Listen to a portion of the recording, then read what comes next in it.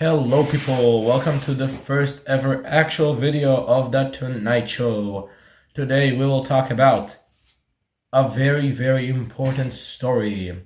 The story of the 2023 FIDE World Championship and the 2024 one. And specifically we'll talk about, I think, the biggest element in the story, which is the downfall of Ding Liren all the way from 2023 to 2024, and maybe just a little bit before 2023. Just a little bit of a background. After Magnus dropped out of the World Championship in 2023, and Ding Liren, I believe, took number 2, he played against Yan, although losing to Yanni Pomnishi in the candidates. They played, and in the World Championship, that was very close. He won. I actually thought Yanni Pomnishi is going to win, but that's a story for another day. Ding Liren won and was crowned the world champion and the best player in the world, except for Magnus, which is the number 1. Ding Liren was basically at the top. But then, after winning the world championship, for some reason, he stopped playing tournaments for, I think, close to 6 months. And he just disappeared. Everybody thought some weird stuff was going on, that he's depressed, physical problems, psychological problems. I don't know. I thought he was deeply depressed for some reason, but he came back, said he had some physical issues he had to take care of, and then he played the Tedestil 2023, and he did quite terribly. With number 11 out of 14, the result of 5.5 out of 13, that was a very disappointing tournament for him. And that's already the actual chess classical tournament, it's not Night 60, which he played and also did very badly. In the 2023 Superbet Chess Classic, he got number 8, and with a result of 4 out of 9, and then even worse, in 2024, he played one tournament, which is the Tedestil Grandmasters, and took place 9 out of 14 with 6 points out of 13, which is really bad for a world champion. And that's not all. Like, if you saw his rating earlier, 27-28 for a world champion of his caliber is really weird. Now, let's all remember, Ding Liren, at his peak, was more than 2,800, number 2 in the world after Magnus Carlsen, and was widely considered, and still probably considered, one of the best players of our generation. But after the World Championship, everything just went downhill for him. If we check the live chess ratings, you would expect world number 1 to be, the world champion to be number 1, but that's of course Magnus, so we'd expect him to at least be top 5. But that's Carlsen, Hikaru, Arjun, and Gukesh. And okay, you'd expect him to be at least top 10, and you actually see Chinese flags there. You would think it's Ding Liren, but it's Wei Yi, so Ding Liren is not even the best player in China. So you say, okay, he might be top 20. He has to be top 20, he's the world champion.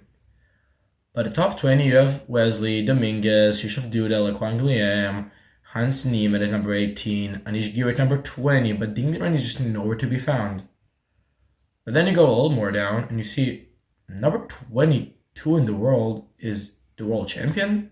Well, that makes no sense. That has to be like a technical issue or something with the website. But no, Ding Liren, our world champion, is number 22 in the world, which is, I think, just embarrassing for the chess world right at this point. Playing against number 5 in the world, which is Gukesh Namoraju. And I think Kasparov phrased it quite well. This is not a world championship. Number 5 playing against number 22, that's not a world championship, that's just a match. World championship should be number 1 versus number 2. Magnus versus Fabiano, Magnus versus Hikaru. But that's a different video. Now we're talking about Ding Liren here. So now, the question is, what is going on with Ding Liren? What is happening with him? Why is Ding Liren basically gone from chess? At least gone in the best player in the world way, right? He's not top 10 anymore. He's not top 5 anymore. He's not really fighting in those big tournaments. He's not really fighting to be number one. He's not playing. Since that is still Grandmasters, he did not play. So my theory is Ding Liren is experiencing what I like to call, for my MMA fans, they will understand that. Even just fighting fans probably know the name. He's experiencing the Chuck Liddell downfall. Now, Chuck Liddell was the light heavyweight world champion when the UFC just started. As you can see, it's like a loss by submission, but win, like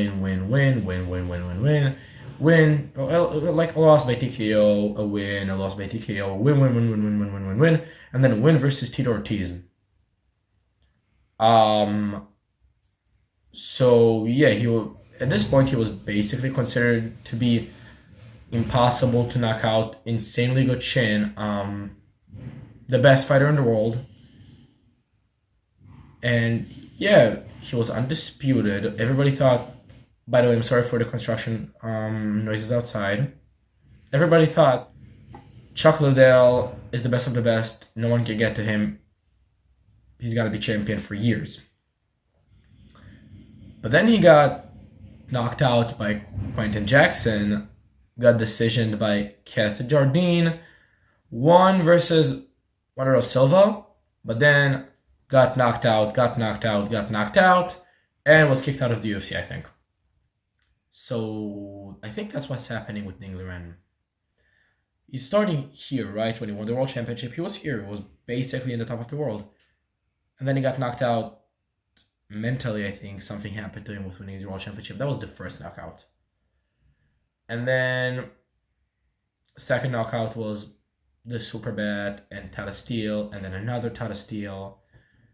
And I think the last punch,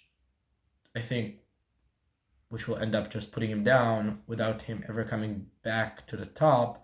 Now, when I'm saying to the top, I mean like to his peak. He's never going to be 2,800 again, I think. Is after the 2024 World Championship in November, which is, I think, a week and a half, maybe less, maybe more. I'm not sure. I didn't check.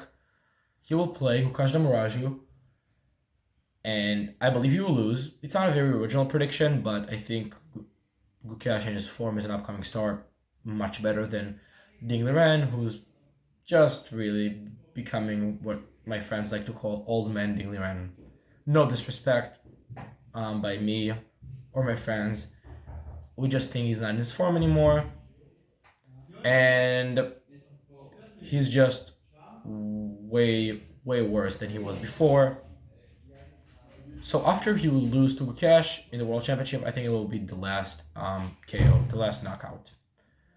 He's going to get put down, and he might play a few tournaments later, but he's never actually going to get back up to his feet again. Gukash will reign as world champion, and I have no idea what's going to happen later. Just my prediction is that the fall of Ding Liren already happened, and it's not going to be a Phoenix kind of story. He's not going to die, and then from the ashes will rise a new, better Ding Liren. I think he will fall, and from the ashes will rise nothing. Just probably retired Ding Liren that will focus on his career as a lawyer, so he has a job. Maybe just a few more chess tournaments, probably will teach chess, still super high level player. Play a few tournaments here and there, but never come back to be number one in the world, 2,800 world champion.